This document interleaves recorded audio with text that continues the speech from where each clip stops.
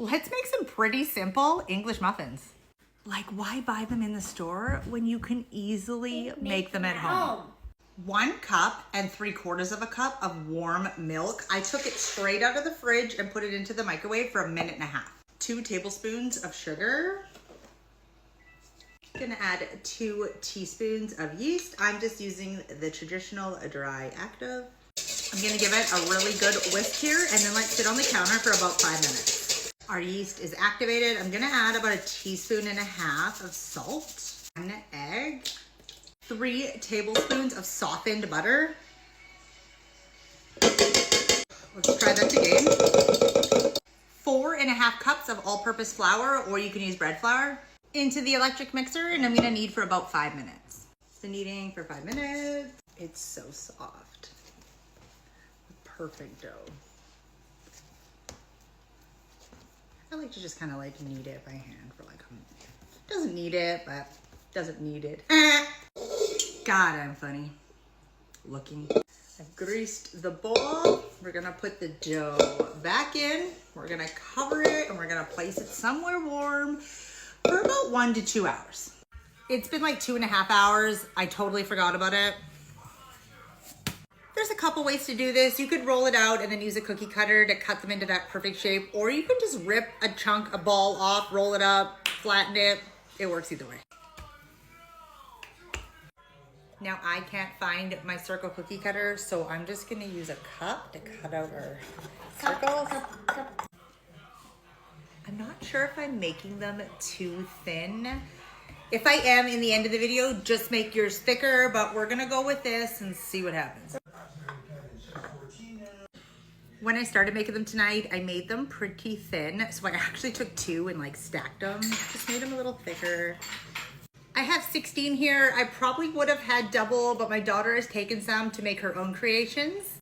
We will have to see what she comes up with. I have a cookie sheet lined with some parchment paper, and I'm gonna add some cornmeal to it. I added like 1/4 cup, and that was probably too much. I'm just putting them on, flipping them. I'm gonna add them all here. Then I'm going to cover them and let them do a second rest for maybe 20 minutes. They're obviously not all the same size, but I know, honey, you're not doing it right. I wanted to use my cast iron, but they badly need to be seasoned, so we're just gonna use the pans. We always do the Padrino. They've done a second rise for about half an hour. Might have too much cornmeal on them, but we'll do like 4 at a time. I'm gonna put a lid on it so they like steam. They are starting to puff up. Let me just take a peek. Oh yeah. Those are pancakes. Kind of. Look at the size of these, guys. Oh, they're so hot. Look at how perfect they are. I think I'm gonna put them to the side and I'm gonna continue until we have none left. Now I am cooking these very low and slow. I don't want to burn them, and I want to ensure that the inside is cooked all the way through. These are so light and airy. Listen. Do you remember at the beginning when I cut them really thin and then I stacked them because I thought I needed to make them thicker? How perfect is that?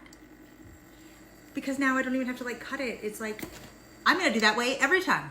Make them thin and then stack them. So my daughter wants one right now. She doesn't want to wait for me to finish my video. So let's rip one open and check.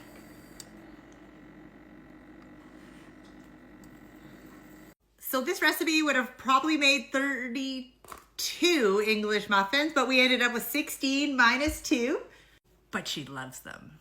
And yes, they have that chewy English muffin texture. Besides, they don't look even enough like store-bought. They taste like store-bought, but better, fresher. They're so perfect.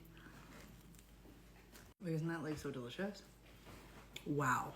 You guys will never need another English muffin recipe ever again.